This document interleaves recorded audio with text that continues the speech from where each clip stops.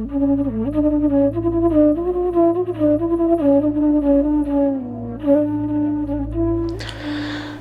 everyone, and a very happy Independence Day to everyone. So today we are going to launch and release the first episode of the first season of our first segment, which is called Into Perspective. And the concept of Into Perspective is that we are basically going to bring down some of the myths which are prevalent. We're going to make seasons which are very informative about different kinds of things. It will cover polity, it will cover political science, it will cover politics, economy, economics, social sciences, and different kinds of top subjects which we are dealing with. The top priority would be informing everyone about what is going on, because as I said in the last segment that not everyone is interested to study everything which happens around them. So we will just break it down for them. We will bring into a perspective, a newer perspective for those and for all of you. So today is the first episode. Welcome.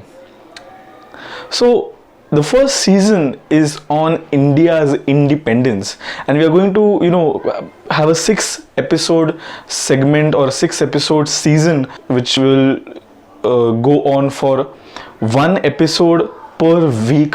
We will be releasing the episode on every Thursday. So guys, let's start with our first episode. In the first episode, we are going to talk about India's independence struggle, and we are going to talk about two things.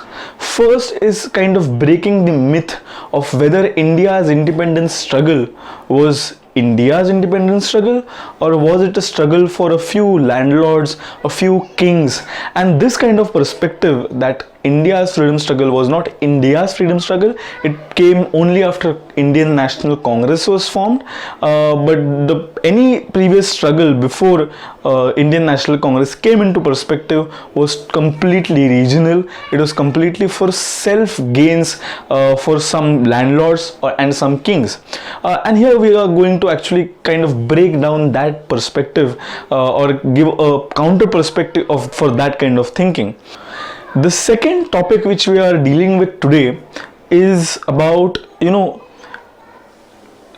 discussing various factors and various segments of India's freedom struggle which brought down various changes and led to the movement we see in the earlier 20th century. So earlier 20th century movements like civil disobedience or non-cooperation were not because of a charisma of some person or a person alone. There was charisma, agreed. It took many years to make Indians aware that we are under some foreign rule which we should not be. So the sense of independence, the sense of freedom was brought in various struggles which were before the 20th century or even before the 19th century for that matter.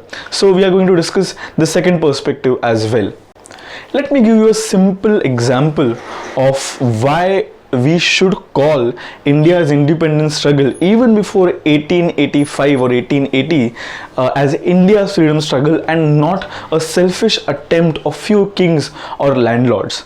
The first reason being the first War of Independence which was fought in 1857, and I completely agree with the perspective that that war was the first war of independence for two reasons. The first reason, it was India's war. Some people argue that it was concentrated in the northern parts of India. Agreed, it was concentrated in the northern parts of India. The middle India or the southern India did not really cooperate, but there was small struggles in the mid and the southern India, and the Deccan and the southern India as well. But the more struggle was concentrated in the northern parts of India, which we will be dealing with. So the first reason is basically after the Meerut conspiracy, that all the people after Mangal Pandey, incidents of Mangal Pandey, all the soldiers of that battalion, soldiers from Meerut, marched to Delhi, and they announced that Bahadur Shah Zafar from now will be our king. Now it was perspective in middle India, and there are reasons for that perspective, that Delhi was the center of power and Delhi was the capital, unofficial, unannounced capital of India. So dethroning the king of Delhi was basically dethroning the king of India.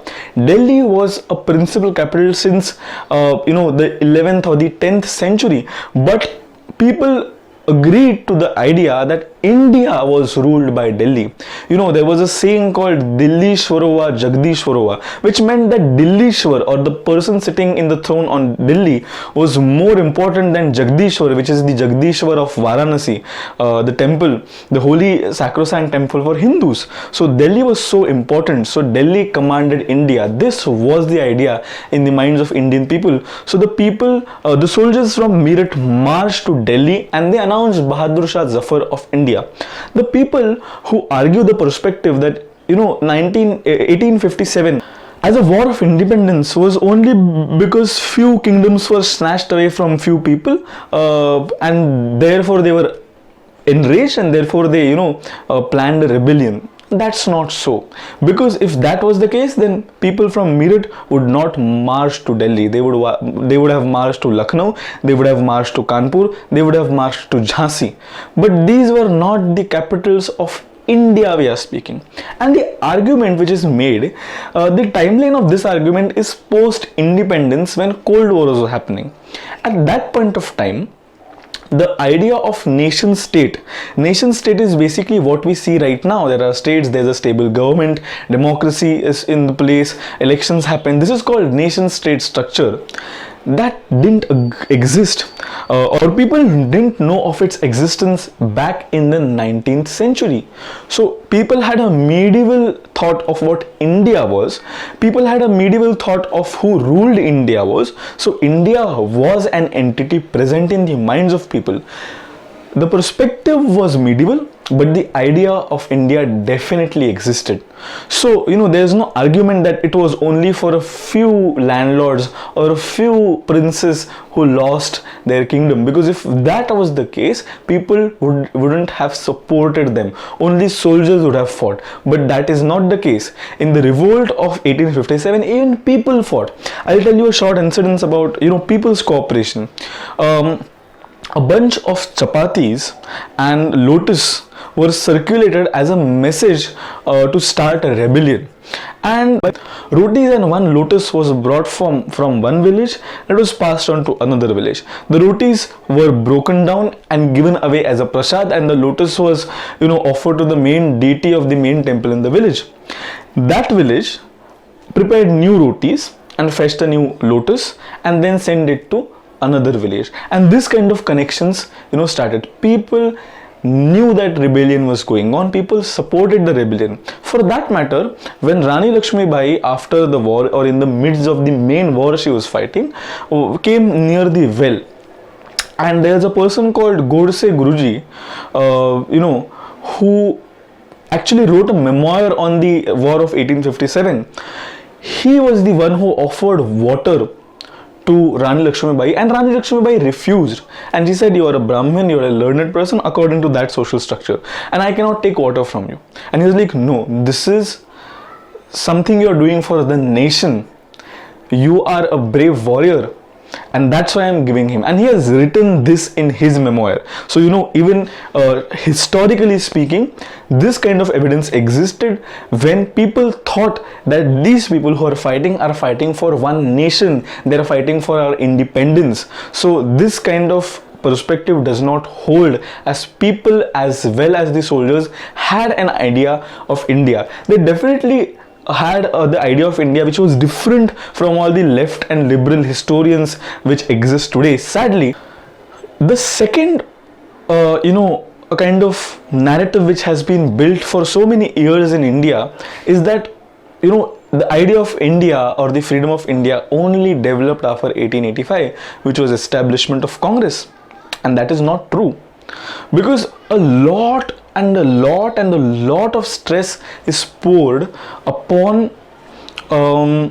what Indian National Congress did. And you see your history books, it is very evident that people like Vasudeva Balwant Phadke, people, revolts like Sannyasi revolts, which happened from 1800s to 1850. Even the first war of independence is given a paragraph or more than half a page, but that's it. But Indian National Congress has been given 4 to 5 chapters. We are not building an idea of cohesive India when we teach our children that only these kind of people got us freedom, only that single person or only that single institution got us our freedom, which is completely false. There are so many factors. There was Bhagat Singh, there was Vinayak Damodar Savarkar, and his efforts cannot be ignored. There are debates, and we will do one whole episode on Vinayak Damodar Savarkar. Right now there are so many ignored, recognized freedom warriors like Raj Bihari Bose, even Subhash Chandra Bose, a man with the caliber of Subhash Chandra Bose, who cracked the ICS, the then IAS exams, and he stood third in the rank AIR 3, and he still quit his job.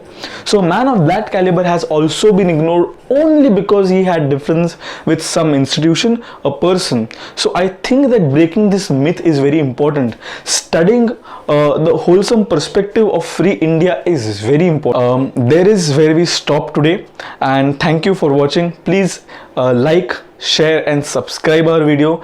If you have anything, please comment on the video. If you want us to make a video on a current topic, please comment under the video and we'll definitely try to make one. Jai Hind and a happy Independence Day to everyone. Thank you.